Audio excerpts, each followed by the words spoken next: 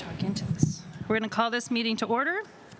Verification of meeting posted. This meeting was posted in accordance with all open meeting laws. Attendance roll call. Brett? Here. Bob? Terry? Here. Lori? Here. Kevin? Here. Tracy? Here. And I am here. All right. If everybody would please stand and face the flag for the Pledge of Allegiance. Bob, would you lead us? Allegiance to the flag of the United States of America and to the republic for which it stands, one nation, under God, indivisible, with liberty and justice for all. That's big.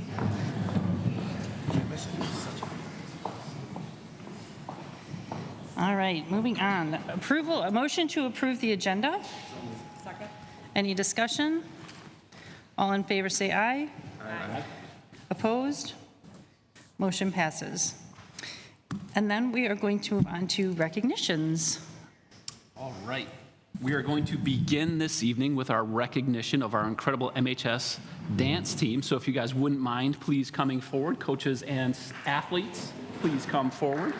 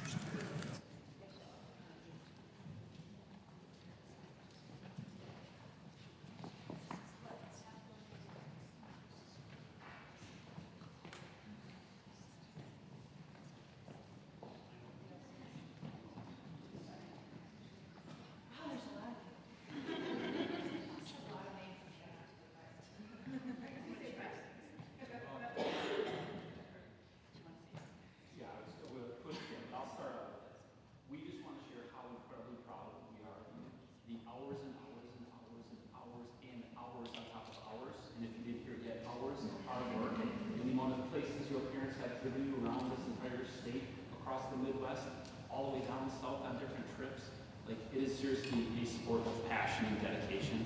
So thank you for your hard work. You've made our community incredibly proud of what you've done. And we're also super excited that we're going to get the opportunity to see you at halftime on Friday at the televised games. Is that right? Yeah. So one more opportunity to see our incredible Warriors shine. So congratulations on behalf of our entire school. We're very proud of you. Thank you. Okay, so I'm going to read through one and then I'm just going to do the names, okay? So this is a certificate of appreciation. The Muskego Norway School Board presents this certificate in grateful recognition of Katie Antoine for her contribution to Muskego High School dance team, achieving the exceptionally high honor of placing first in the 2025 WACPC Division I Pom State Championship. Yay.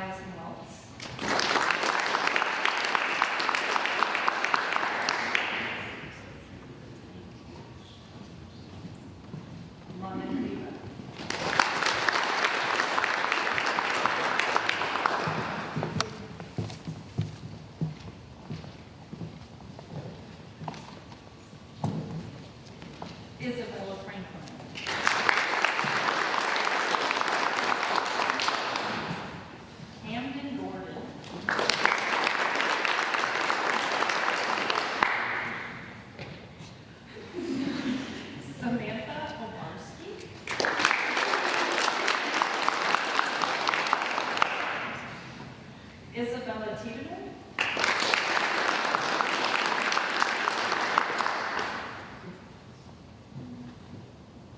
Evelyn Westfall.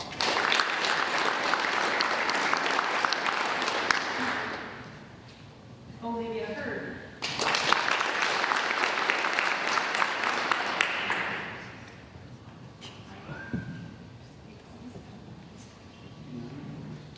Emily Cornelis.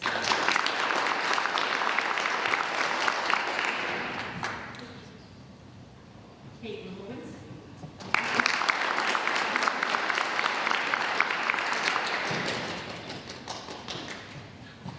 Sophia Sawalik.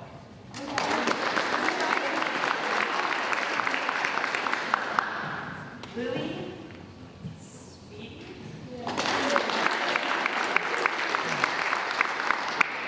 Oh boy, okay. Oh, I can't cut it. Ella Seflinski.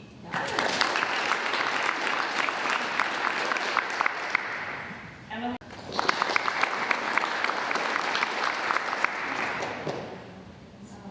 Isabella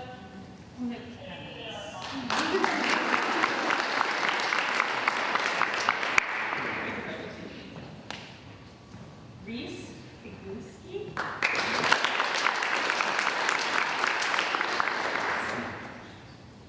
Madeline Kramer.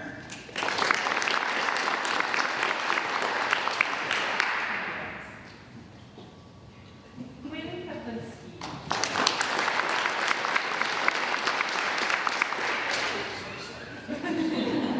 What happened? You fell for your rhythm there. Almost dropped it. Jessa Wilson.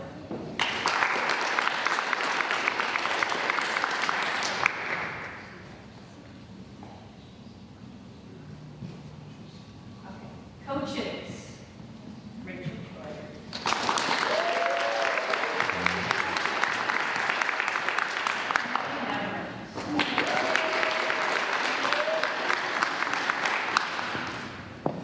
And now I believe we have a special guest who claims he's the #1 fan. I still feel like that's a little. Do I go here or do I go over there? I'm about to embarrass my daughter, so. All right, so I'm gonna go up in between Terry if I go too far. Ladies, yeah, you don't relax.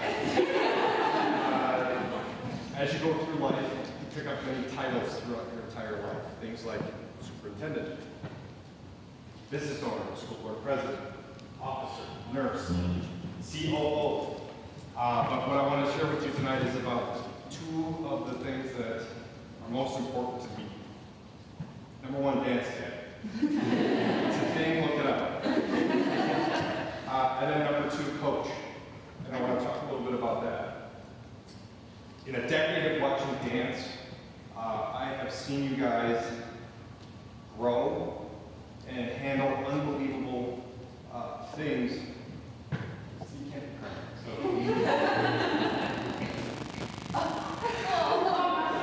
Dance is an unbelievably humbling and difficult and challenging sport. Your standard is perfection. It's an unattainable standard. But what your coaches have found through their futile efforts to get you to perfection is they've tapped into your greatness. And it is an unbelievable thing to witness. Every misstep, every facial expression, every hair that's out of place, every line that's off base, it's something that's out there and you guys gotta get after it every single day. Coaches, I'm stumbling on my words because you guys are part of my village. It takes to raise kids in this community. I'm about to let you in on my little Karate Kid secret. The real movie, not Cobra Kai. Number one, the coaches aren't doing it for the money. There's something far more intrinsic that they're doing it for. It's because they love each and every one. Number two, they may be coaching you in dance, but they're teaching you about life. You ready? What do you guys do when you fall down? What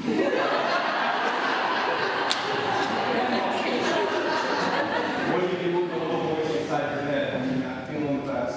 You don't feel like putting in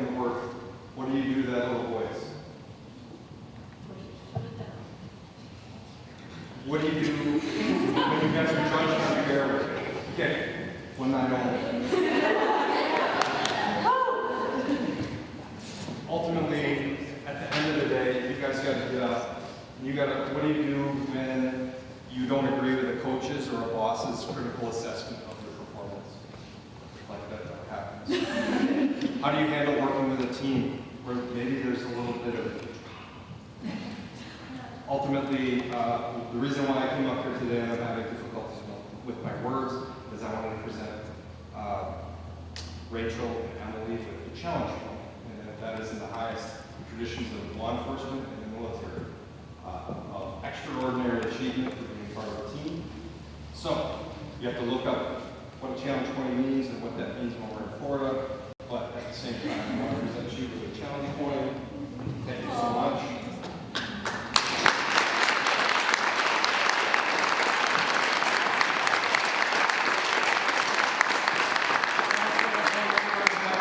Being part of my village. Sorry.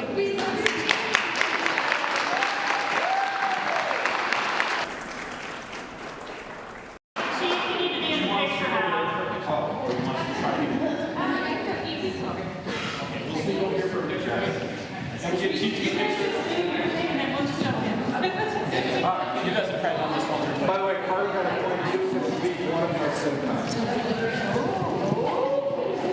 Yeah, right. I'm totally kidding. He only swam 100 meters though. Thank you.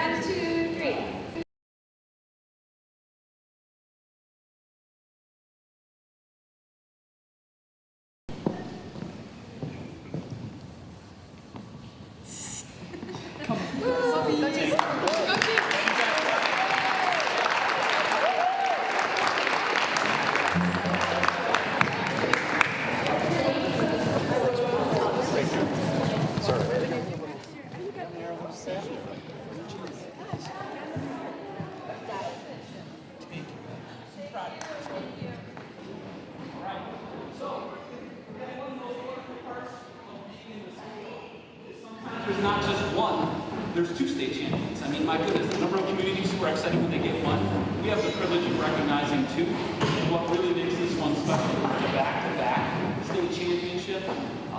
I spent a large part of my life in coaching athletics, is a huge part of my background. So I feel like I've had the privilege of watching a lot of young athletes navigate the pressures and the stressors of when you pour your heart and all that hard work and dedication into something, and you find that moment where it all clicks and you win that goal of becoming a state championship. It's like this huge moment, this epiphany. And then when it happens as a junior, all of a sudden, sometimes all of that excitement shifts sometimes to this weight and this pressure. Because what was once your goal and your dream is now, to some extent, an expectation. And a lot of people start to look at you differently, like, oh my gosh, he's going to have to win. A lot of people don't understand the weight and how that weighs on young adults. One of the things I've admired most about Carter is the way he navigates himself throughout the building at the high school. His character, his leadership, and doesn't show stress. That's not to say that it's not happening inside, but you wouldn't know it when you saw him because he's got this big infectious smile and he shows up and he lifts up those around him. So as excited and proud as we were of you for winning state again, it's how you've conducted yourself throughout all of that. The number of underclassmen who look up to you, not just in the sport of swimming, but throughout the building, your leadership and peers for peers, and the way you give yourself to other aspects of our entire district to help others become more confident in who they are. There's so many things to be proud of. So Carter, Jewel, why don't you come on up here?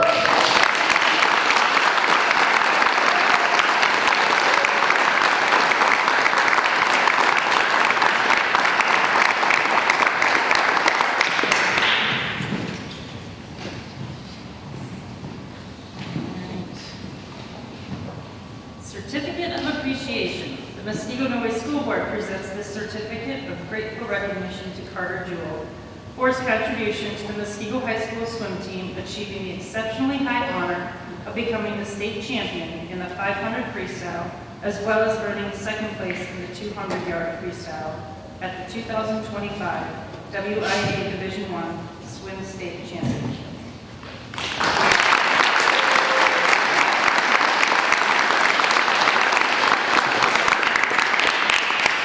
Last night we celebrated our 54th anniversary of our swim team. And when this young kid stood up, and for 4 years went through my mind. Now, imagine him as a freshman, a scrawny little snot-nosed kid. Came into our pool, and since that day, he just set record after record after record. He has became all-state in 200 and 500. All-American in the 200 and 500. And one thing that I think we all should be impressed about is that he's an all-state academic candidate, and he has his grade point proves it. So with the skills of an athlete and the intelligence of a student, he's going to become successful. And like I told the guys last night, I said, you know, swim coaches are the only type of coaches who yell at kids for breathing. So like I say, you'll go a long way. Thank you for the honor.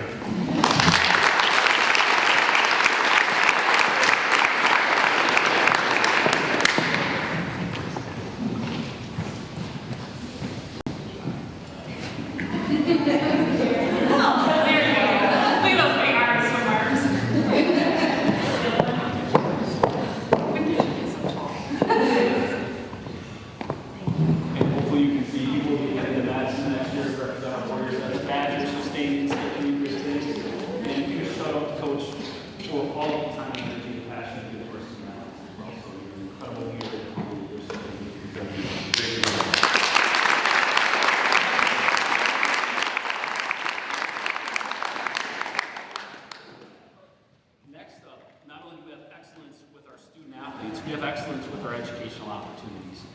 It gives me incredible pride to recognize our tech ed departments at Laketon Middle School and also at the high school. If the 4 or 5 of you wouldn't mind stepping forward, and Mr. Bickling, are you coming up as well? Are you sure? Well, you have the perfect face for radio. I didn't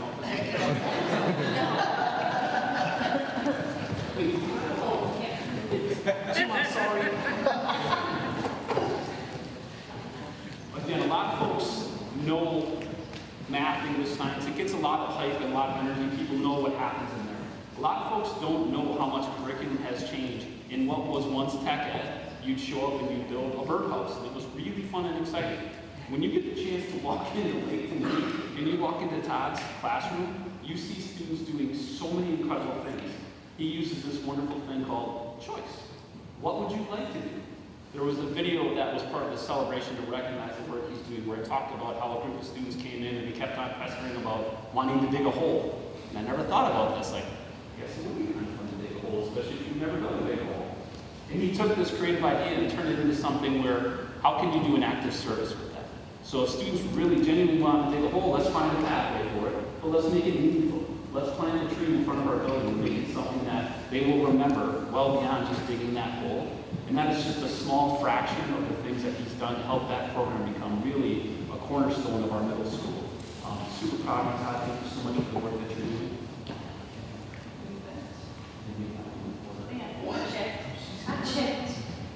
All right, the Muskego Norway School Board presents this certificate in grateful recognition of Laketon Middle School teacher Todd Subject for his outstanding service and commitment to technology education at Laketon Middle School in achieving the exceptionally high honor of receiving Wisconsin Technology Education Association Middle School Program of the Year Award.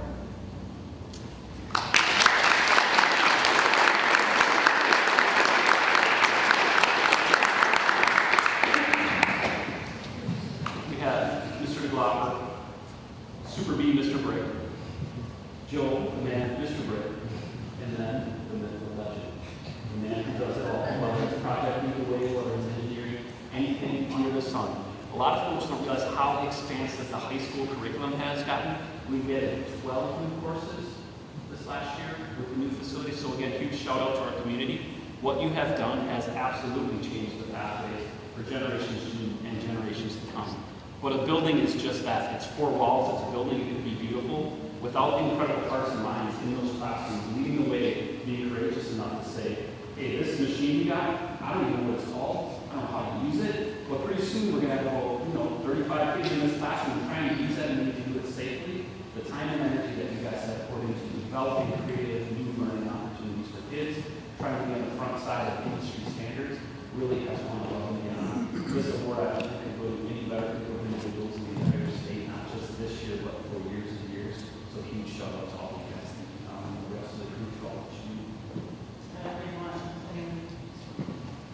The Muskegon Norris School Board presents the certificate in recognition of Muskegon High School teacher Jeff Walker for his outstanding service and commitment to technology education at Muskegon High School in achieving the exceptionally high honor of receiving the Wisconsin Technology Education Association High School Program of the Year Award.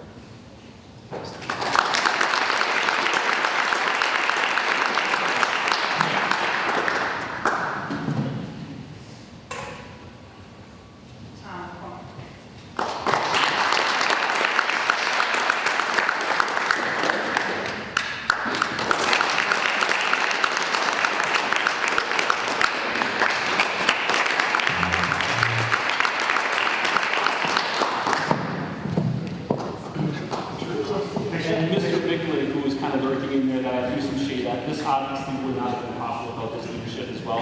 He leads our Connect Academy, was a tech ed teacher previous before transitioning to that role, and his leadership and vision as well. The details that go into those spaces, we talk all the time throughout the building process. We're going to get one chance to do this right for our community, and honestly, we did not want to screw it up. So the passion and the time and the energy spent into researching what is going to make this a space that generations coming here say, wow, this community did this right. So shout out to you.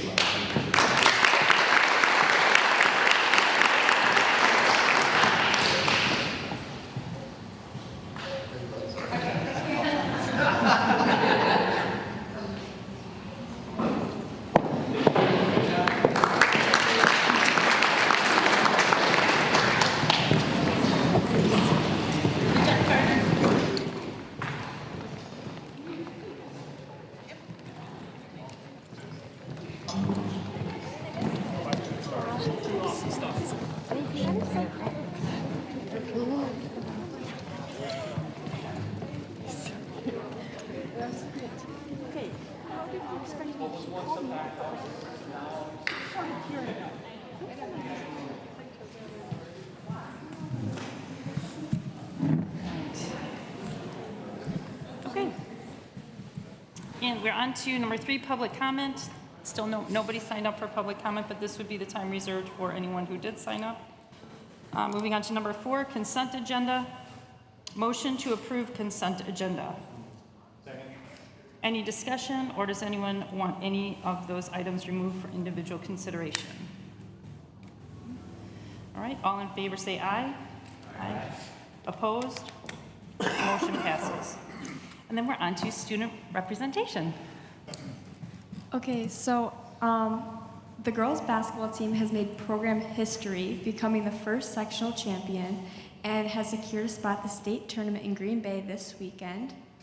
The boys' hockey team had a great season this year, ending with a record of 16-8. They unfortunately lost in the second round of playoffs to KMMO, which ended their season in the last week of February.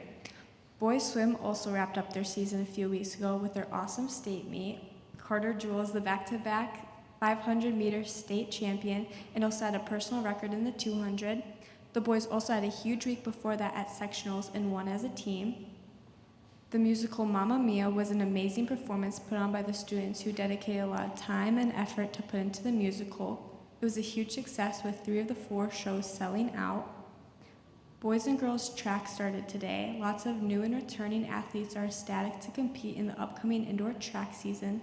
The boys and girls team have an inter-squad meet this Saturday at Carthage. The meet's purpose is to check where everyone is pre-season and practice what a meet feels like. Tomorrow, the juniors have been working incredibly hard, but tomorrow is the ACT, so hopefully that goes well for me. So there's only school tomorrow for the juniors at the high school.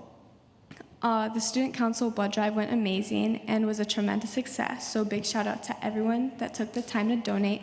There was 33 successful donations this year. At the middle school, both middle schools are doing their musical performances. Lake Danoon did Beetlejuice Jr. this past weekend and sold out both shows. Also, Muskego Lakes is doing Newsies Juniors, and all students who are performing have been working very hard and are super excited to showcase their show. At Bay Lane, they celebrated Read Across America Week with Spirit Days and their annual Blazin' Books Family Reading Night. This week, students will showcase their learning during student-led conferences, and they also have their Bobcat Expo open for students and families to see the research projects, science experiments, and art showcases. And then finally, at Mill Valley, they also celebrated Read Across America Week with Spirit Days and special guest readers like our superintendent. We also had fourth graders perform the national anthem at the Wave Game on Sunday. And finally, Mill Valley looks forward to hosting their parent-teacher conferences on March 19th. Questions? Great job. Good luck. You got it. All right. Superintendent report. All right, it is now my privilege to introduce our Lakeview staff for their report to the board.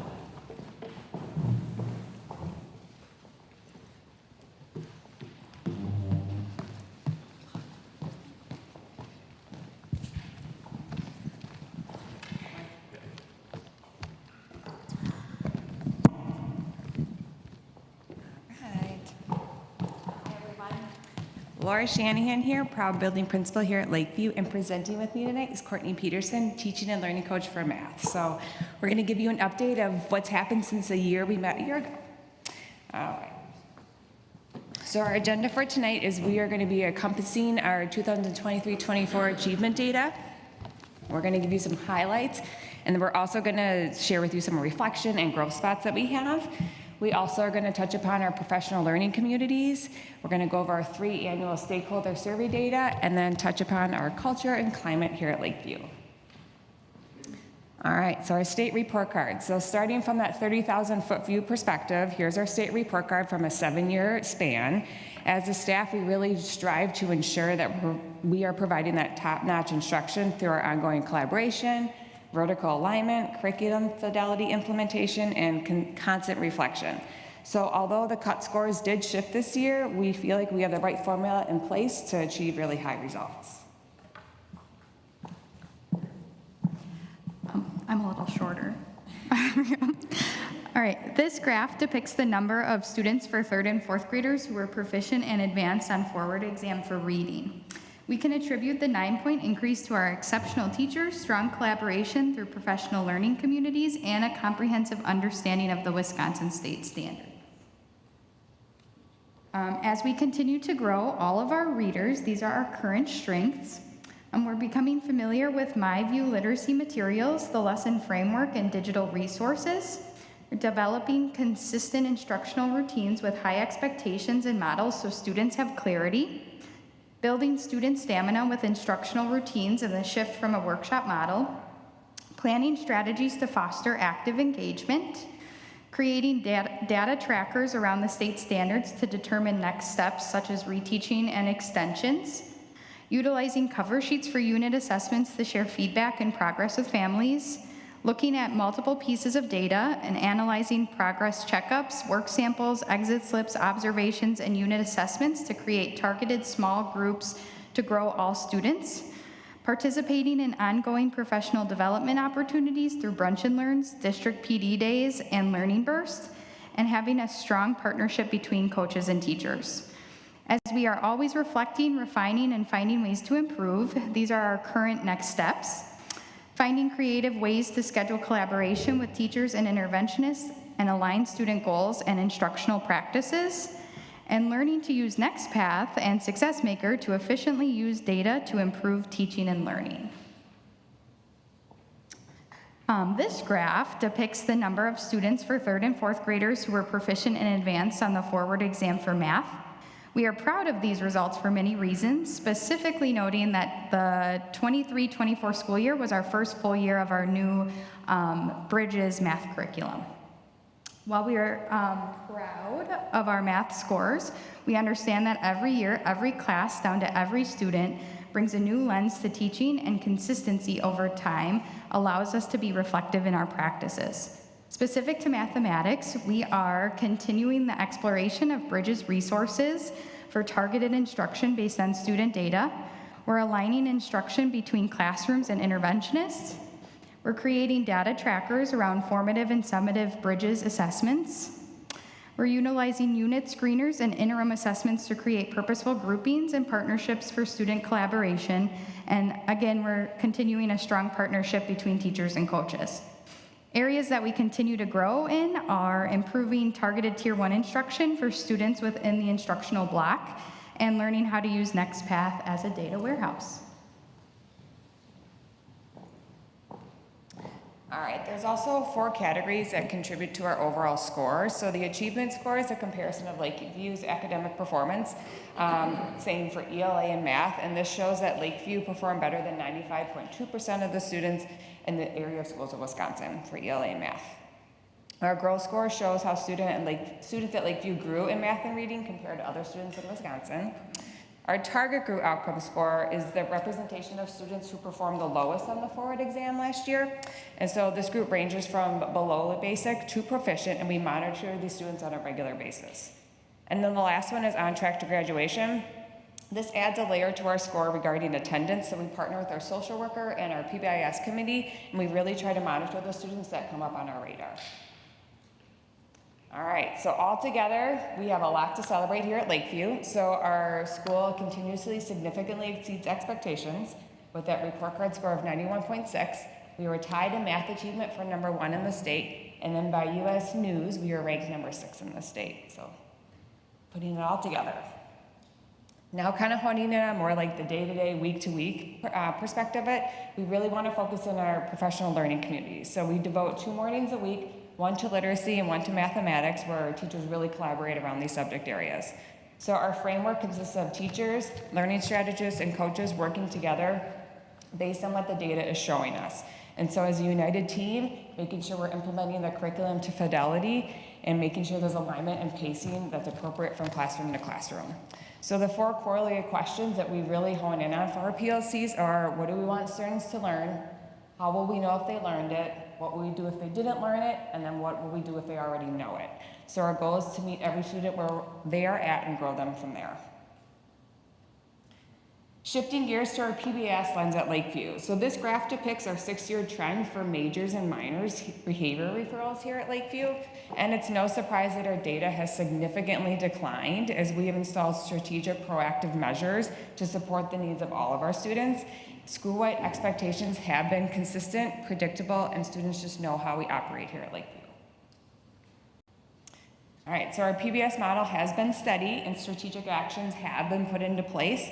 And specifically here are some that are happening this year. So the first picture depicts a successful year setting the stage right from the get-go with a back-to-school assembly where concise, clear expectations are communicated to everyone and often. The second picture is a school-wide behavior step. You can even see it over there on Mr. Bowley's wall. It's a clear expectation in every classroom that provides as a visual reminder for students.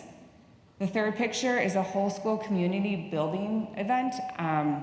We really want to make sure we come together on a routine basis to celebrate each other.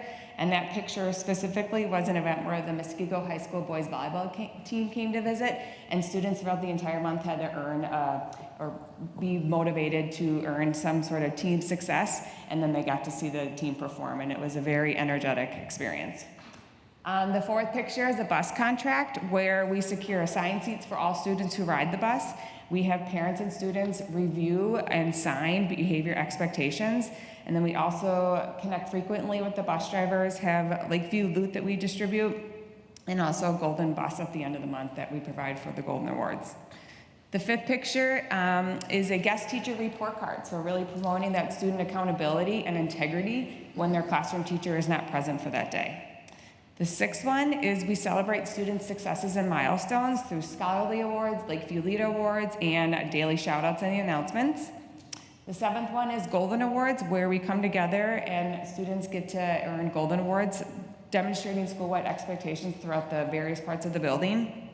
And the last picture, 8, is a suspenseful moment when students find out which grade level had the best attendance for the month. So they are invested in this.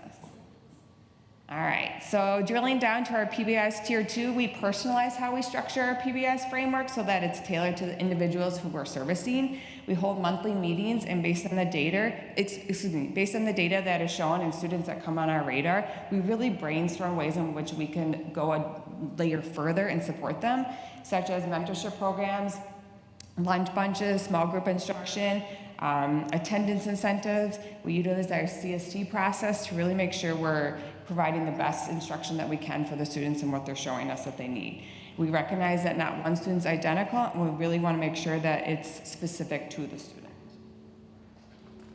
All right, so our student experience results. Our students' voices matter, and our goal is to have a 4.25 on the survey or better. And while we are just shy of this, we did want to connect with the students to hear what is working well and what are areas to improve. So at our school, we take great pride in celebrating their accomplishments, from the smallest victories to the large. We recognize them on a regular basis for making positive choices, working hard, and at Lakeview, we say this all the time, doing the right thing even when no one's watching. So each classroom embraces a unique approach to community building, recognition, and teamwork, and collaborating towards a common goal to really promote that team success is important. According to our recent survey data, the statement students really ranked high was learning is important in my school. It received a 4.78 out of 5. All right, segueing to our parents, we prioritize the investment in our families to foster that strong partnership between home and school. We know that when we have school staff and parents and caregivers working in tandem, it has a positive influence on achievement, behavior, attendance, and general attitude towards learning. We're grateful for the ongoing support and collaboration we experience with our families. Our goal is to keep them informed about the regular happenings throughout school through various platforms, highlighting their performance, behavior, social milestones to make sure that each individual feels honored and respected here at Lakeview. All right, on to our employees. The staff here at Lakeview is incredibly tight-knit. We're committing to fostering that environment that inspires each other to just excel. And we tackle challenges together, understanding that collaboration is our mission and vision. We hold ourselves to high standards and encourage our colleagues to do the same, aiming for not only student achievement, but for that personal and professional growth too. All right, our culture and climate here at Lakeview, we love making sure that there's laughter, camaraderie, and just smiles throughout the whole building. We collaborate cohesively and effectively, showcasing a strong commitment to both our students and one another. We uphold high morale through continued support and highlight the importance of teamwork in all that we do. We want to make sure we do the work very well, but also don't take ourselves too seriously because we like to have a lot of fun.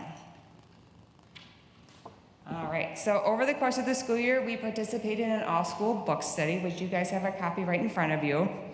The book Happiness Advantage by Sean Anker. So this was launched in August, before the school year started. And the premise of this book is that we really want to make sure that it reveals how small shifts in our mindset and habits can really lead to that significant improvement, not only to work, but life and beyond. So research shows, and what this book is anchored itself on, is that employees are more productive and creative and better problem solvers compared to their unhappy counterparts. So when you're a positive individual, you experience more healthy lifestyle, less stress, and engage in deeper social action than those who are showing the opposite. So we're halfway through the book, and I think it's gotten, a lot of people like it, so I encourage. It's gotten really well, high reviews, so just something to apply both personally and professionally. All right, last but not least, it's with immense honor and pride that I stand before you, and we continue to grow and prioritize our students, keeping them at the forefront of everything that we do, and we're just making sure that we have strong connections with all of our stakeholder groups to make sure that all kids continue to move forward. So that concludes our presentation. If you guys have any questions or comments, we're here. Yeah. All right. First off, my son was at the volleyball thing. They brought the seniors back to play. and he had a blast, so thank you for doing that. No, it was so Because fun. he was thinking he was not going to be able to do it because he was a senior, but they brought the seniors back for that, so that was pretty cool. For your PLC groups that you have, are you seeing them in the classroom cluster more, like that you have specific groups for specific things? Or are you finding like there's 25 separate little groups? Like, what is it like? It's unit-based, so we really take that pre-assessment and then we'll kind of work from there and then divide up to standards. And so it really can shift on a day-to-day. Teachers are really conscious about giving exit slips, so did students understand the lesson that was just taught? And if they don't, they'll reconvene either that minute, moment, or next day they'll kick off right away. So it's very fluid, to say the Okay, least. that's good. That's Yeah. good. And then, okay, so for your percentage, because how many kids or families are at the school? Is it like Families? 250, like, Oh, 200, no, we're just shy of 200, we're just shy of 300 students. I'm not exactly sure how many how many families. families? Because I'm just curious, like, I know that you're like real particular about the percentages and stuff, but I bet with this size being so small, it's probably like one or two, it's like a smaller percentage that you're trying to aim to change and stuff. So I give you kudos for this because it's harder to change those numbers, for sure. Thank you. And then lastly, I love to see the family involvements and the teachers' engagements. That's like perfect, what I'd like to see. Yeah. Thank you.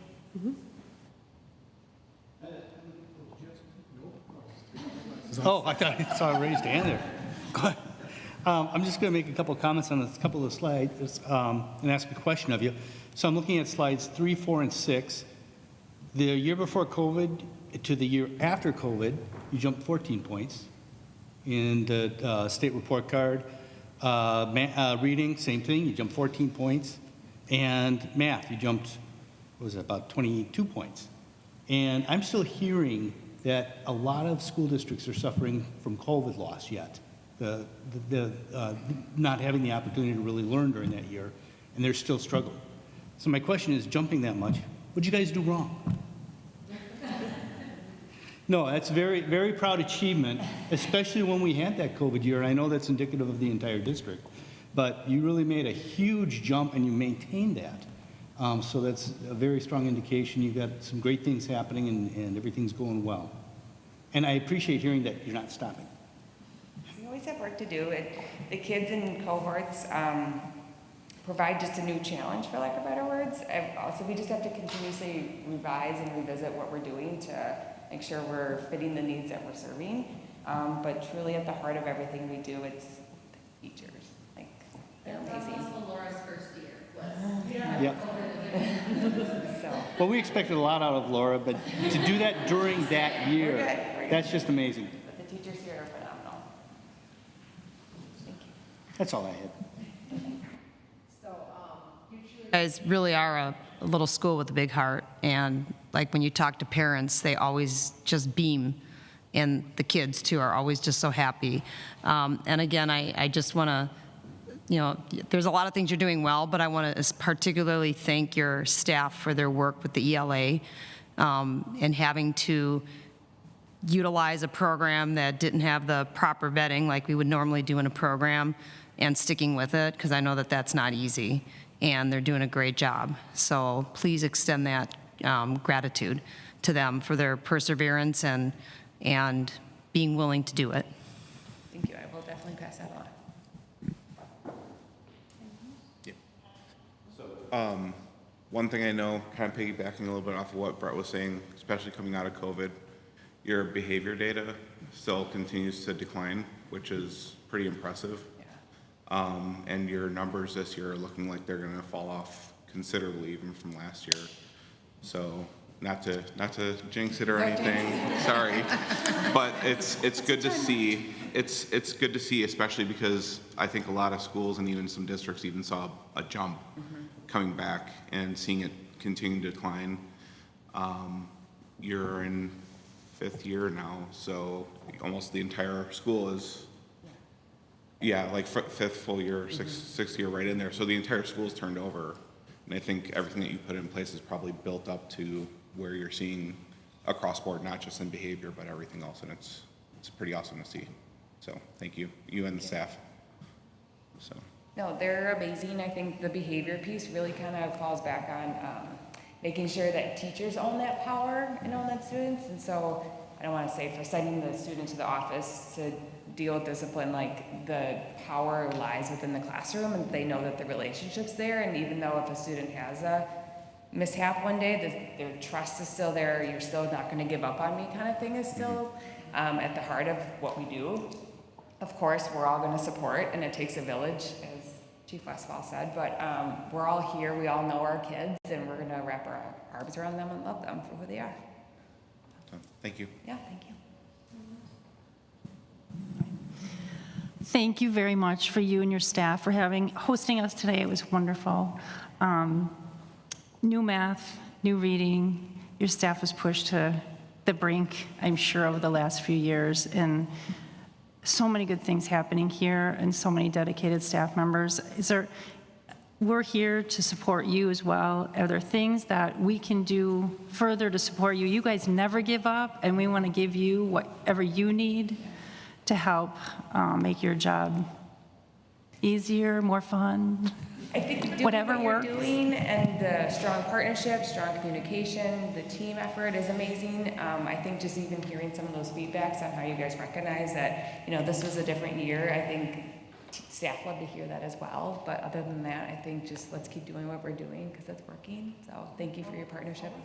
Thank you. There's something you think of, but congratulations on all the successes you're having here. It's really amazing. And I know it's not just one person, it's everybody from the people in the food service to the people who are cleaning to the teachers to this office, everybody working together for all of our kids. So thank you to each and every one of your staff. All right. Thank you, guys. Excellent work. Thank you, everyone. And also thank you for the beautiful artwork.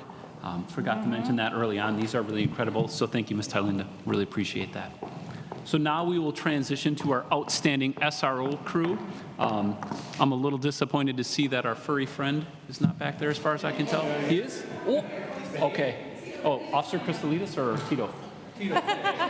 Okay. You should call the officers furry. It's kind of weird.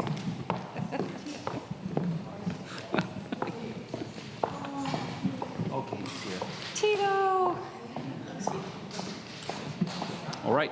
You guys are welcome to come on up to the microphone and, or are you waiting for a prom?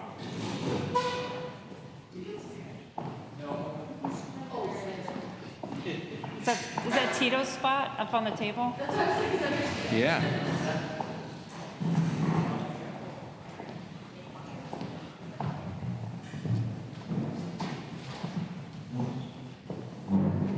Thank you guys for coming. Thanks, everyone.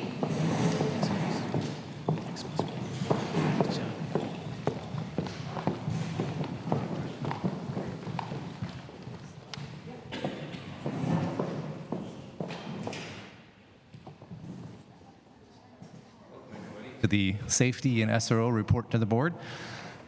Before we get started, I'm just going to pass the microphone along so everybody knows who's who and who's where. So here we go. Hi, I'm Steve Johannek. I'm a lieutenant in our Special Services Bureau. Chris Christidis, I'm the school resource officer at the high school. He wouldn't talk. He's not much for words. No comments. Alyssa Fox, School Resource Officer at Lake Juneau Middle School, as well as Mill Valley Elementary and Lakeview Elementary. Jared Sandretti, Muskego Lakes, and Bay Lane. Steve Westfall, I'm the Chief of Police. I'm also a parent of 2 Lakeview grads. Go Lakeview. And then also a high school grad, and then a high school junior who's taking her ACT tomorrow, so we're a little nervous about that. Chris offered to take it again tomorrow, just for fun. All right, we'll kick it off. Also, 2 Lakeview grads and 1 taking ACT tomorrow, too. I just kind of wondered if we could get our entire safety program on one slide, and we almost did it. So this is just a touch on safety. We've talked about a lot of this over the years, and a lot of it's run through our emergency response team, which meets bi-monthly. And we take on any safety issue that anybody would bring forward, whether a board member or a parent. or a staff member, just to decide together as a team if it's a worthy investment or if it's something we need to explore more. Our safety efforts often start outside of the school. We have cameras outside of the school. The chief has dedicated staffing to routinely patrol our lots. We have an interconnected radio system throughout all of the schools, so if there's an emergency, we can call from school to school. This past summer, we made a substantial investment in our access controls. Those are card readers and fobs. We upgraded to an encrypted system from our former system. We've used Raptor Visitor Management for some time, and we also use it for volunteer management. I have a fun slide to show in a second there. This past year, we've fully upgraded our camera system to be one of the most, I'd say, proactive systems that's available on the market. We've only scratched the surface as to what it can do, and I'll share a slide as to one of the features that we've recently started. We have amazing SROs, a safety team made of administrators, our school nurse. We even have a paraprofessional from Bay Lane that was a high-ranking military official that joins our group and just brings a unique lens to site safety. We have Tito. I'll introduce him in a second.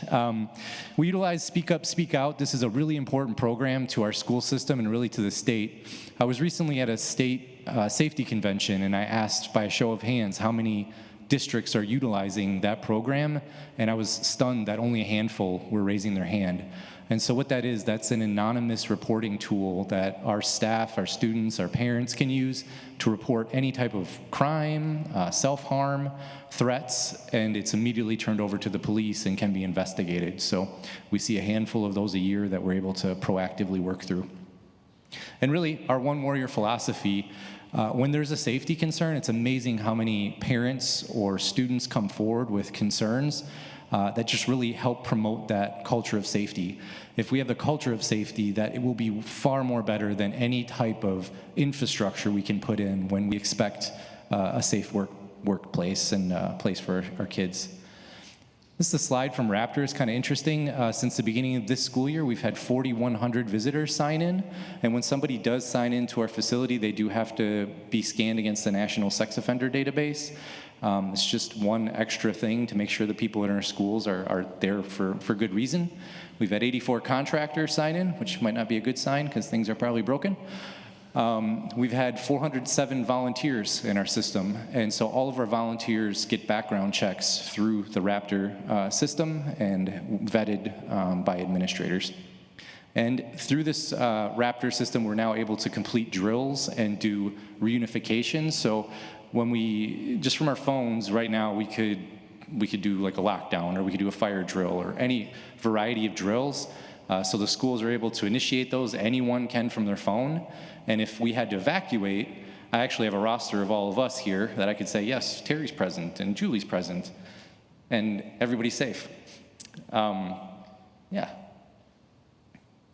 This is just a slide showing one of the capabilities of our new camera system. It's kind of hard to see because of the lighting in here, but there's actually a chair that's blocked open, a doorway at Mill Valley. And so when that happens at the front desk, they get a notification that a door is propped open, no matter where it is in the facility, and the nearest camera will pop on, and there'll be a small alarm that'll go off. And so we too many times here around the country that somebody propped the door open, and someone intending to do a harm comes into the facility through that open door. So this is our way to try to be the eyes and ears as much as possible. All right, I'm just super proud of this group. When we meet, they have great ideas, and so one of the ideas that came forward this year was to discuss online extortion, and so I will let Alyssa be the first person to discuss something she brought forward and we improved the process on. So the three of us went to an SRO conference last year, and the FBI put on a presentation in regards to online extortion, and they discussed some violent online groups that target juveniles using platforms like Discord, Snapchat, Roblox, you name it. And what happens is they will coerce these juveniles into sending essentially sexually suggestive content to these users. With that, they end up extorting them with that material that they sent them and asking them to do the unthinkable acts. So situations of self-harm, harming others, suggesting that they create more material as far as more sexual material and that sort of thing. So we felt that it was important to put together this presentation to show leadership. I believe that was the meeting, to bring awareness to the situation that is unfortunately occurring in the U.S. And when we did that, we actually put signs up around the school, and within the first week, there was, I don't know if I should publicly say this or not, but there was a case of extortion in our community that was negated by that information that was posted. So just giving students an outlet when there's something extreme happening that they know that they can go to a safe place with that information. One thing that's super cool that maybe we haven't brought forward, but when we do game day, let's say like we have thousands of people at the in-pro stadium, before every game, whether it's a volleyball game or a massive event like this, Ryan McMillan and the safety team put together all the information needed for exit routes, for the referees, for who's staffing the event, which police officers are present. And it's amazing. It's one of those things that I've kind of taken for granted. We hosted Pewaukee for the first time ever, I think, in our football conference, and they are a very high-performing school district. And they came and they seen like all the ticket takers, all the staff, all the security staff, all the police officers, administrators, and they asked the question like, who organizes all this? And really, it is a lot on behalf of the police department and Ryan McMillan and activities, but all of us organically show up. And I say everybody, there's a lot of us at the table that attend all of this, and it's just happened over time that we're a community that supports safety and wants to make sure we're there for our students. So I thought that was a great thing to highlight. I'm now going to turn it over to Jared to talk a little bit about reunification. Thank you, Jeremiah. Also touching base on the extortion thing with Kari, Alyssa, and then Chris and I, we put together a social media PowerPoint that got approved by the school district, and I actually had the opportunity last week to go into 7th grade classrooms to present social media and all the things to look out for and the laws that kind of govern the internet. So that was another opportunity we got to take. So thank you, Kari, for that. So with the emergency response team, a few of us volunteered our time during the school day. We met more frequently when we were kind of getting down into the planning processes, but each school in the school district has a reunification contract with a separate business or a different area of the community. So speaking for my two schools, Bay Lane, we have a contract with the library, and Muskego Lakes has with Tudor Oaks. And we always were under the impression of if something were to happen, like a fire at Bay Lane, but it happens in the middle of a school day versus on a weekend, and we can't go back to school, we go to the library, and then what, right? We don't want media showing up there. We don't want parents showing up there. There's just so much going on. We want to be able to make sure the scene is safe, but as well as that, we have all of our students accounted for before everybody starts showing up. So we got a committee together, and ultimately every single school other than Muskego Lakes, they go to their reunification area, get the buses and get everybody accounted for, and then ultimately we would go to Muskego Lakes Middle School, and the map up on there kind of shows how we would reintegrate students with their parents. Muskego Lakes would go to the high school. Obviously we can't go back to the school that we just evacuated. So a detailed map that in case anything were to happen, we are prepared and we are able to communicate appropriately, because whenever you hear of a tragedy that happens, what's the first thing that breaks down? Communication and lack of planning. So kudos to Jeremiah and everybody on the emergency response team by taking a step forward to wanting to be prepared in case of the inevitable. So essentially, parents would enter through the main entrance of Muskego Lakes Middle School. At the rotunda area, they would be checked in, and we would have runners. We'd have different classifications of staff members that would step up to assist us in identifying the students. A different map would kind of show how like the buses would come in. They would come in through the back of the school, and the students would be able to enter through the gymnasium. Every single student that is accounted for, the parent would then go towards the north side of the building or towards the gym, where they would then be alphabetized and meet with somebody, and then they would be reunified with their loved ones or guardians or whoever would be allowed to pick up the student. The nice thing about the gymnasium, similar with this gym, we would be able to have students kind of peek through the windows and let the staff member know, yes, I am safe to go home with this person. Because again, in a tragedy or an emergency, that is a perfect time for a parent that's not allowed to pick up their kid, or someone else who is not allowed to have contact with that kid, to try and take advantage and move in with what people are panicked and stressed. So we have that safety barrier there for students to be able to let us know, one last check, is this somebody that is safe to take you home? And then if they're able to leave, then they would leave out door number 2, where the parent reunification exit is. We have the unified command area. That would be where fire, police, administration at both the school that is affected by the emergency, as well as the ESC at the district level. So for kids that are not accounted for, it could be, let's say for the high school, a lot of kids can drive. They're practically adults. They can run. They can fend for themselves. So if they're not able to, being reintroduced with their student or their child, then they can go to the parent staging area in 3 classrooms.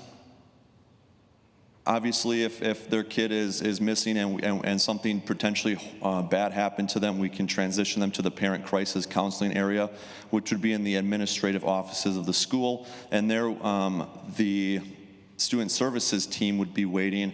And depending on the tragedy, there's actually, similar to how police have like the SMART call up to get more law enforcement there quickly. Correct me if I'm wrong, but like counselors are able to call different districts and they can send somebody else. So we can have a lot of different counselors there to assist in that. And another reason why Muskego Lakes was so perfect is there's a lot of different entrances. We can navigate how parents get in. We can stage media over at Tudor Oaks potentially, because it's close by. And also, we are able to lock, with a button in the main office, you're able to lock down 3 specific doors in Muskego Lakes Middle School, which again, during a tragedy would be beneficial to lock down the interior of the school so that nobody can get in. But also in this case, school could, hypothetically speaking, still go on, and the teachers would be able to still go about their day while this other school is still utilizing a major part of the school. So the design of this building absolutely works perfect for allowing us to use the reunification with parents in this manner. Great deal of thought has gone into this entire process, and it's involved so many administrators, police officers, our district nurse. So it really, and it's formed after something that's called the I Love You Guys Foundation, where somebody's child was lost during a school shooting, and he put out a proactive thing that this has now become the benchmark for how reunification should happen. We are incredibly fortunate that we haven't had even a fake bomb threat that we've had to evacuate, but nevertheless, every single year, some school has to evacuate for some reason, and this gives us the know-how of what to do next. All right, lastly, I will turn it over to Chris. All right. Tito, come here. Day to day, I pretty much am overshadowed now, so I'm sure the face that you guys want to see is Tito. Tito? Oh boy. All right. So it's been over a year now that we've been paired together. Things have been going very well. As you can see on the slide, we were awarded with WASBO's 2024 Safety, Security, and Wellness Award. It was a very nice recognition, especially so early on in our endeavor here. Tito, you can get down. Good boy, lay down. Okay. Come here. Lay down. Good boy.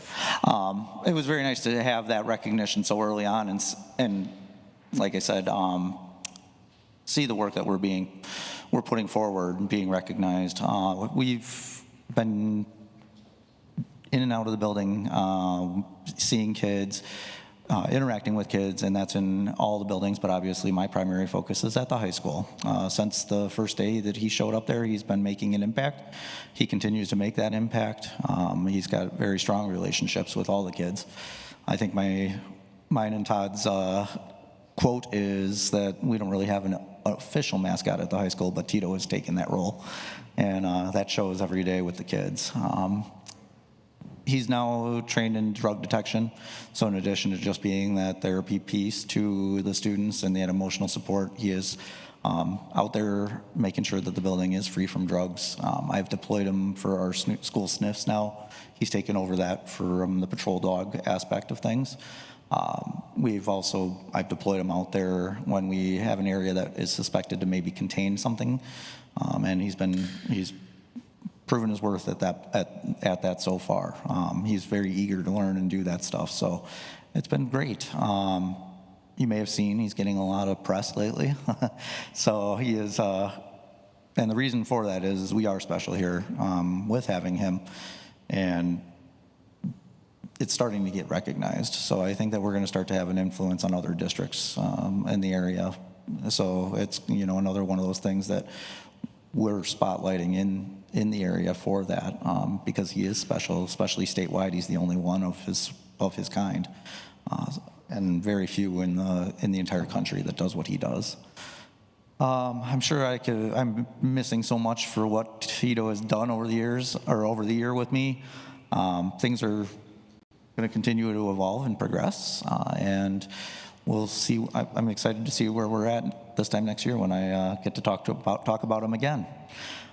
So I'm going to go a little off script. I'm going to go on a personal note. This is Jared's last year here with our team. The last 4 years that I've been in the program, he's been side by side with me, and we've gone through a lot together. And his time and his dedication to the district, it's not always seen. I do have that backdoor view to what he's done. It's going to leave a gaping hole with us, and the knowledge and the relationships that he's built over the years is going to be big, a big loss and something hard to fulfill. I see it now. I didn't, truly recognize it until I got to the high school. I now have the entire building. Half of that building has gone through my school. The other half has now gone through Jared. And when I'm dealing with things at the high school, if they don't know me, they've certainly known him. And that leaks out to the streets and to the community as well. Jared, you've done a very good job over the past 4 years, and you should be proud. So, thanks, Chris. The last thing, and actually thinking back to about 12, 11, 10 years ago, wrong slide. This is all we would talk about at the SRO report. And so it's just really awesome to see how far our program has come. So do you want to speak to the data? All right. Yeah, so the police department data is different than the school year data. Ours is just calendar year. So total calls for service, and these are actually calls that there's a request for an officer, is for 2024 was 671. This does not include their day-to-day interactions with kids and all the things that we prefer they be doing rather than taking a police call for service.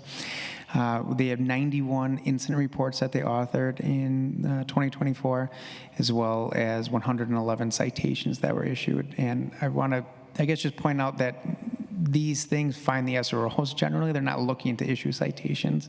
But a recent example is someone smashed a urinal off the wall in the high school. Clearly that is not appropriate behavior and needs to be consequences. So their day-to-day job, the priority is building and establishing those relationships and maintaining school safety. But again, unfortunately, part of their job does entail having to issue citations at times, depending on the situation. So my goal, I'm newer in this role. I've been here about 15 months now.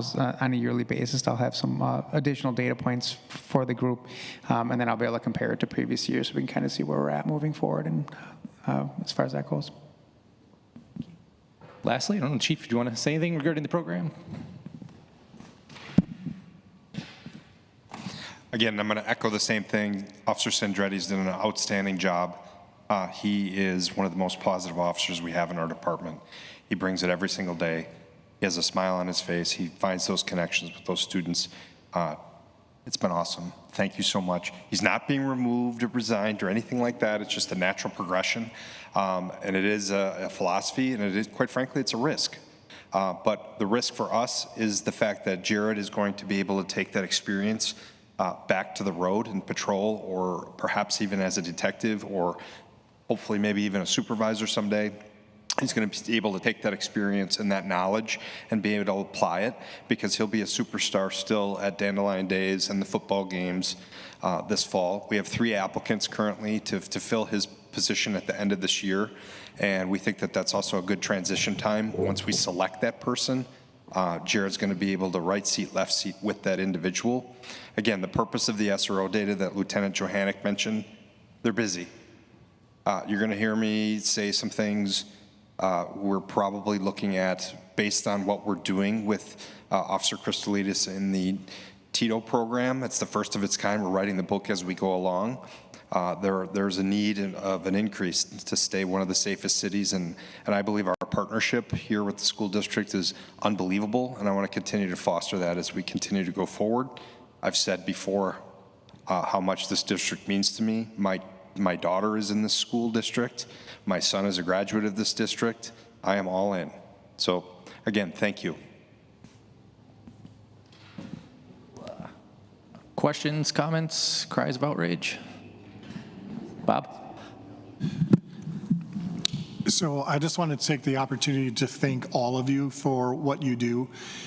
You are multidimensional, and I think that's what I appreciate the most about you, is that even tonight, you talked about the reunification, you talked about the extortion, and then, of course, you've got just the new enhanced features that, or learnings that Tito has with, keeping us safe. And a lot of it does not come with the press and recognition, yet you still do it. We can hear in your voice the passion for the kids, even though what you're talking about isn't very, we wish we weren't talking about it. Right? So I just wanted to thank you, really thank you, because this program that we have here and the things that you've put together, Jeremiah and the entire police force, I mean, it is unique, and we are the benchmark. And it is because of the service you have, and not just because you show up, but because you show up and think through, and what can we do next? And you got a heart for the kids. And I just wanted to say thank you. I think it's unique. I really do. Thanks, Bob.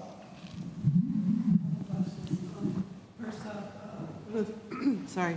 One of the things you could add to that first slide is the weather station too, because I think that's like an awesome thing that you have available to your safety stuff.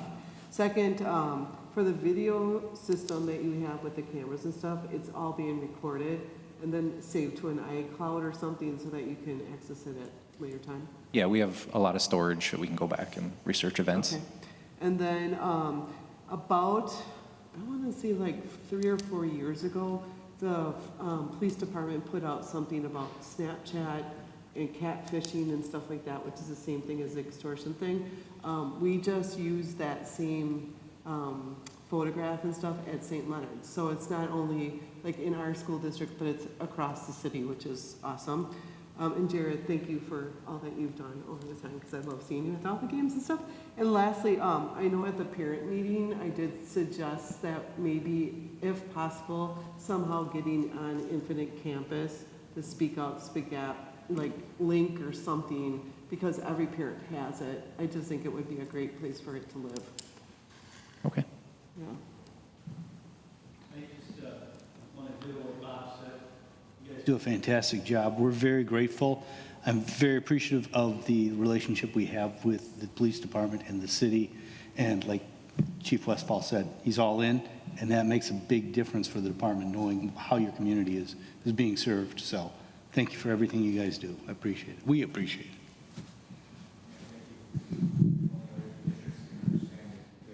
For school resource officers and how they're replacing them. Yeah. Mm-hmm. Someday it'll happen, maybe.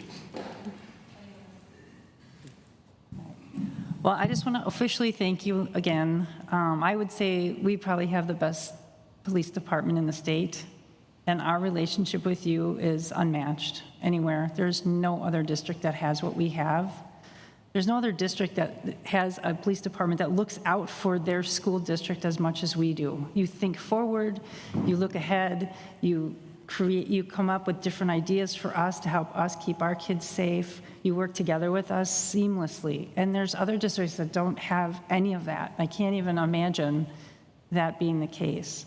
And I know it's bittersweet that you're leaving. I know that. But the cool thing about it is exactly what he said, is you have so much now to pass on to someone else, and to have another officer on our department to have the knowledge that you have gotten over those years doing that job is incredible. And the students now that you see are out in a different school, so now you're going to see them out in the community. It is hard to leave because there's so many. I know the staff probably doesn't want you to leave at all. But the next officer is going to be great, and they're going to develop all those relationships. And I think that's what's cool, is that all of a sudden all of us know all of you, and we can really depend on all of you at any time. We feel very comfortable. So thank you to each and every one of you for doing this particular job, and for being flexible and being willing to give somebody else a shot at doing it as well. And thank you for bringing Tito. I didn't even see you, but I did see Tito. All right, anything else? I'll just close with the all-in part. It shines every single day from every one of you. The reason why we have such an incredible community is this room is filled with people who are all in for our kids and for our community. And when we talk about one warrior, that's truly what that means. Every single member of this community understands the privilege and the opportunity we have to become the best schools for our kids, to set our community up to continue to have great citizens, great neighbors, and a great future. So thanks for being a key part of that. And that concludes the superintendent's report. All right. Thank you, guys. Thank you. All right, moving on to the president's report. If you notice, we did send out a survey. It's a little bit different than it has been in the past. Because we changed how we do the superintendent evaluation, there used to be one that went along with that. So we're working on creating something for the next time. So this time we created something that specifically looks over our board goals, whereas in the past it had a lot more questions and information that we were collecting. So that will be a little bit different next year as we kind of hone in on how we'll do that. But if you can get it completed in the next 2 weeks, it's not very long, then we can just at least keep a mid-review on where we are with our goals as a board. And that is all I have. Clerk's report. Yep. Okay. 2 district residents, Donald Channing and Melanie Strom, will assist School Board Clerk Jason Zaborski with the canvass for April 1st, 2025 school board election. The Board of Canvass will be held on Thursday, April 3rd, 2025 at the Educational Services Center at 4 p.m. The Board of Canvassers will reconvene no later than 9 a.m. on Tuesday, April 8th, 2025 if any amended statements, tally sheets, and lists are received after April 3rd, 2025 from a municipal court for provisional ballots eligible to be counted. Thank you. Board member reports. Brett? I just got 2 things. One is on Wednesday I'll be at the Capitol. It's the WSB Day at the Capitol, so hoping to connect with our legislators, if not at least the staff. And the other was last week I received an email from somebody from the WSB staff. She attended her niece's musical, which just happened to be held at our high school, and she said what a wonderful job the kids did. She was just awed by what they were able to do, and it's just fantastic, the staff that helps put together and really gets these kids to perform at their best. So We'll pass that along to a really talented and wonderful crew. thank you. That's all I have.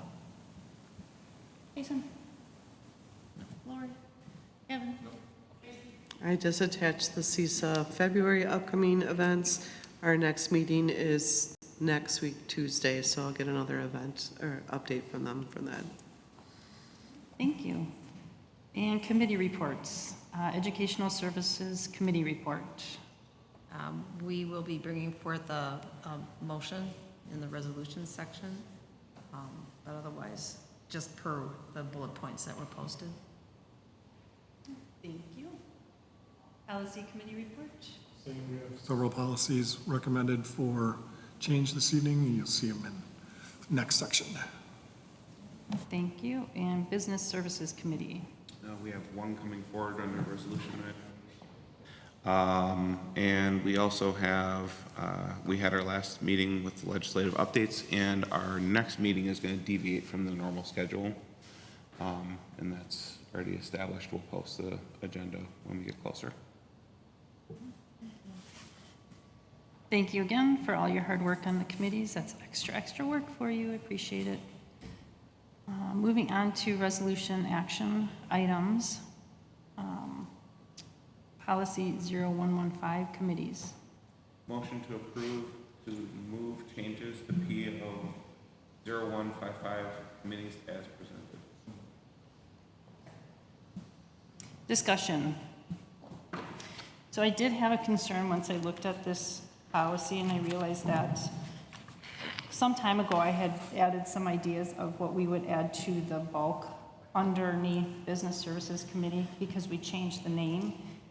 And when we met in policy, I missed it. There is no information that was added. We just changed the title. So if we changed the title and we added legislation, advocacy, and student experience, we needed to add a little more guts underneath that committee to explain what that was related to. So I'm just gonna, these ideas I put down on paper, and I brought them because it's easier for me just to, if you wanna just take it and hand it. Because these I created long before you guys even had your policy. Yeah, I got some of these ones. I just gotta keep going. Yeah, I got one. Yeah, so there's stuff on here. This is a draft I wrote up a month before the policy committee. When we were just talking about this, I had brainstormed on this. So I just thought it'd be easier just to throw out my ideas so you could see what I mean. So ignore some of it because the name change and everything is great, right? This was just my thing. But the parts that I was interested in looking at that would possibly be good to add was when you start in the second paragraph there, where it's this committee may consider related items to, but not limited to, because we don't want to limit ourselves, but we want to give us a general idea of what we're going to do. So then the stuff in the red, how I got these ideas, and I put a bunch of stuff in here, is I went out and I researched multiple districts that already had a student services committee and went through all of their agendas over like the last year to see what kind of things they talked about. And so that we could look at those things and decide, are these things that we want to include under our student experience portion? And then there's some things in here for legislative updates because that's new as well. So those are the things that I just added. Contracts and memberships, those were things that business services in general were looking at already that we weren't in there, so I thought it would be important to add. And then legislative updates, which we're doing, and which the legislation meetings would fall under this committee now instead of a COW like it did last year. Mental health services, behavior trends, discipline structure, special ed services, safety. There's kind of a catch-all to the what would relate to that student experience. So those are things, take or, whatever you like, don't like.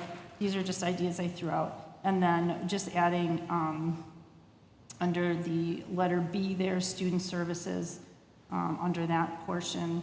And then in the list of things that the committee may review and recommend for approval, I just added professional memberships and district contracts because that has been a standard that we've been doing since the committee started.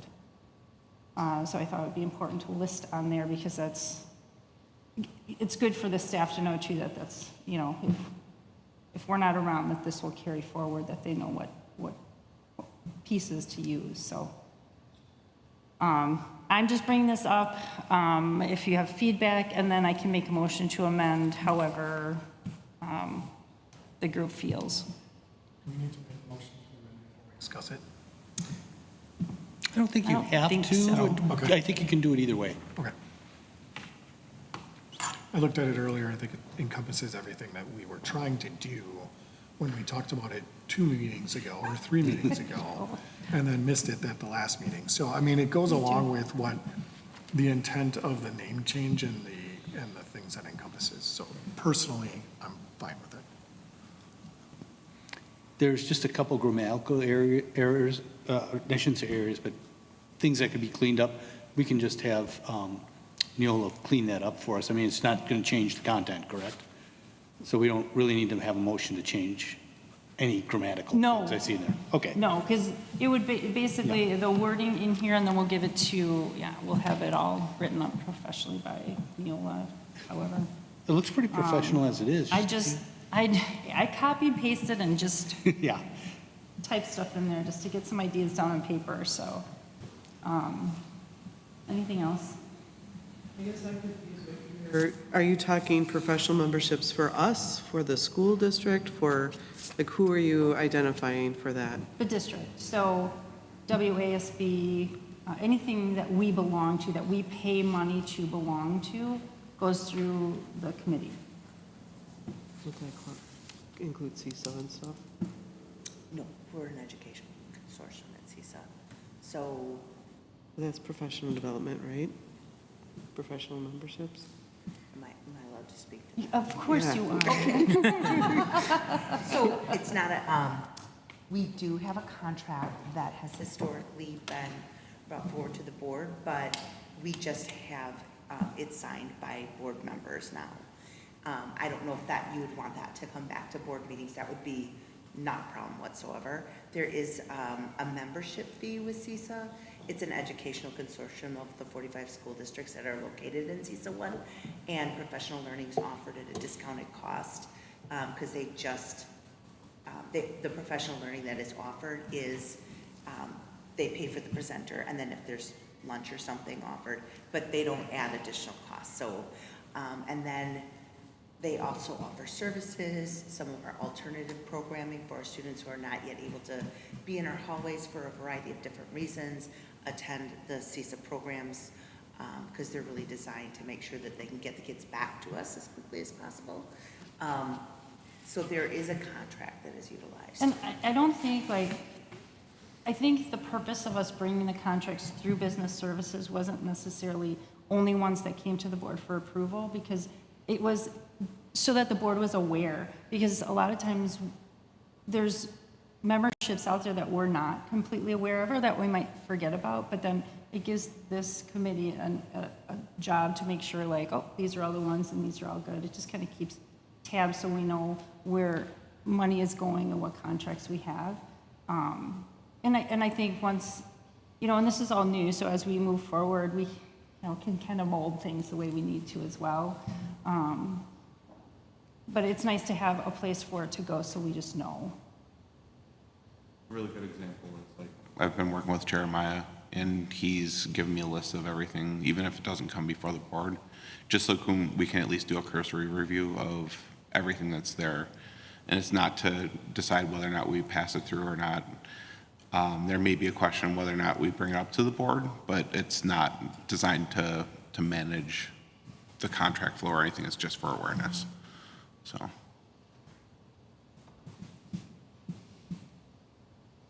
Any other questions? So it does not include us. It wouldn't As a include CISA. board. If there was a signed No, contract that- us as a board. If we have memberships to WSAB. If you and stuff. personally? Yes. No, nothing you personally do. Well, I mean, all right. This is district contracts, and we could add district memberships if that helps you. It's not board, it's what our district would be contracting with for membership. It's not that I wanted to include it, I just thought it should be identified as staff professional memberships or. Well, it's district. Or district. like, and WASB is, for us, and CISA, and I don't, Julie, I don't know what other. We used to have SWSA, like any of those that would come forward, it would be vetted through business services to determine if that's an organization that makes sense for the district board or individual leaders, leaders or teachers to be part of. And I think this grew out of the fact that we were contacted a few years ago about a group that we belonged to that no one really was attending. They weren't really representing anything that we stood for anymore, and we were still paying for that membership that we opted to stop at that point.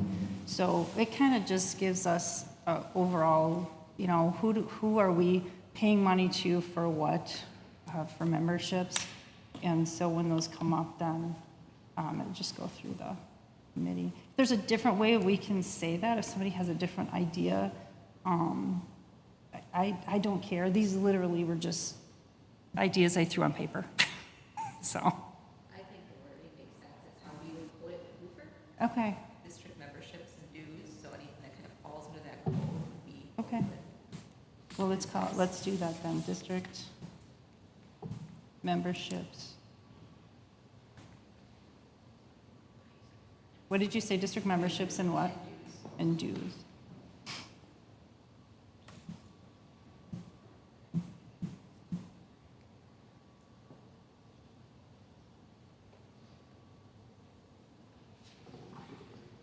When you're ready to make your motion, could you read through it? Detail, Yep. yeah. You kind of did before, but Yep. yeah, if you could say the exact words Yep. that would be Okay, beneficial. is there I any think. other questions?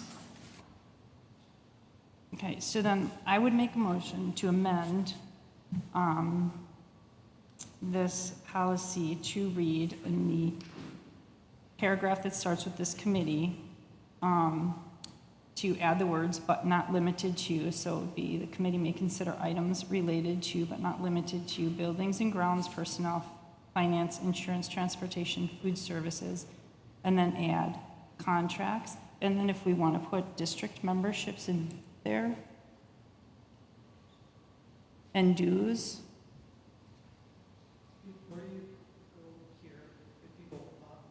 Are we doing legislation No, and student I'm just services, or are you no, doing? No. That's already part of the existing motion. No, right now it says student experience and legislative advocacy. Yeah, that's part of the original motion. So we're going to keep it at that and not. Correct, that's what I okay. said. She just wants to add this. I'm only reading you what the changes to my amendment would be, okay? So continuing on contracts, district memberships and dues, legislative updates, mental health services, behavior trends and discipline structure, special ed services, and safety. And then under B, we would add student services, so it would be policy, legislation relating to buildings, energy, food service, grounds, personal safety, security, energy, student services, and transportation. And then just adding on at the bottom, under H, we go I and J. I would be district membership and dues, and J would be district contracts. Thank you. Good job. Any discussion? Okay, all in favor of the amendment? Say aye. Aye. Opposed? Okay. Now we go back to the original motion. As amended. Oh, it's already. Oh, yeah, that's right. So is there any further discussion? All in favor say aye. Aye. Opposed? Okay. All right. So we'll get that written up and changed. And we can always change things if we come up with different ideas too, so. Okay. Going on to the next one. Oh, bounced all the way down there. Here we go. I'll let you read those. Neola 2024, 25. You can read them all. Motion to approve the Edgar/UGG changes as presented. All in favor, say aye. Or, sorry, discussion? Sorry. All right, all in favor, say aye. Aye. Opposed? Okay, motion passes. Last one. I know. Well, my paper is a mess because I made a lot of notes, so I wouldn't mess up that one. Was going to get Goofy. All right, on to C, the 2025 MNS K-8 Summer Learning Academy Guidebooks. Motion to approve the Educational Services Committee recommended 2025 MNS K through 8 Summer Learning Academy Guide as presented. Any discussion? Because I saw the pictures were changed within the book. Was that because of marketing thing? No, It didn't have to, they just. it didn't, okay, I just Like, curious. we're okay doing that. Okay, I just wanted the answer to that, okay. Any other discussion? All in favor say aye. Aye. Opposed? Motion passes. D, Early College Credit Program and Start College Now. Motion to approve Early College Credit Program, ECCP, and Start College Now, SCN credits as presented. Second. Discussion. All in favor say aye. Aye. Opposed? Motion passes.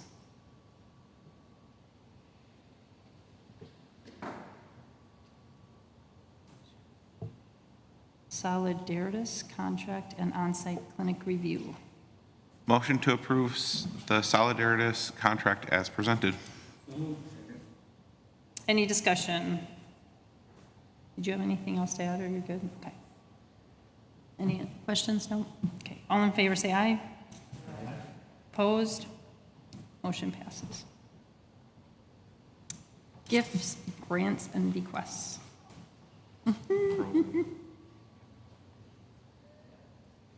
Yes. Oh, there it goes. Of course. Okay, motion to approve with thanks the following donations as presented. Muskego High School Girls Soccer, $1,500 from the Muskego Warriors Soccer Booster Club to purchase soccer balls and nets. Muskego High School Baseball, $6,289.20 from Muskego High School Baseball Boosters to purchase windscreens, and $1,370.72 from Muskego High School Baseball Boosters to purchase on-deck circles. Muskego High School Forensics Team, $3,000 from anonymous donor to offset increasing cost of student transportation to tournaments. Muskego High School Boys Hockey Team, $6,889.12 from Blue Line Club Ice Force Hockey to support the purchase of team third jersey, plans, and socks. Muskego High School Robotics, $10,000 from Material Control Solutions LLC, $1,000 from Boyle Frederickson Law, $1,000 from PPG via Blackbaud Giving Fund.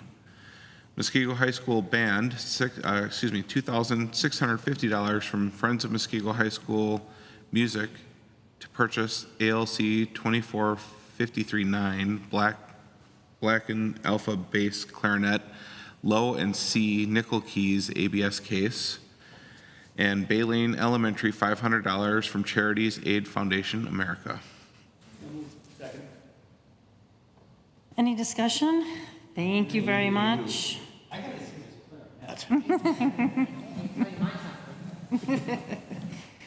All in favor say aye. Opposed? Motion passes. All right. Under discussion, we have non-information follow-up. You will find your monthly financial reporting and support staff co-curricular hires, resignation, and retirements there. And then we are going to go into closed session. We will only be returning to open session to adjourn. So I need a motion for closed session pursuant to Wisconsin statute 19.18 sub 1 sub C, considering employment, promotion, compensation, or performance evaluation data of any public employee over which the governmental body has jurisdiction or exercises responsibility, specifically superintendent mid-year evaluation. Any discussion? Like I said, we'll only be returning to adjourn. Roll call vote. Brett? Aye. Bob? Aye. Carrie? Aye. Lori? Aye. Kevin? Aye. Tracy? Aye. All right. We are in closed session. To the library. Library.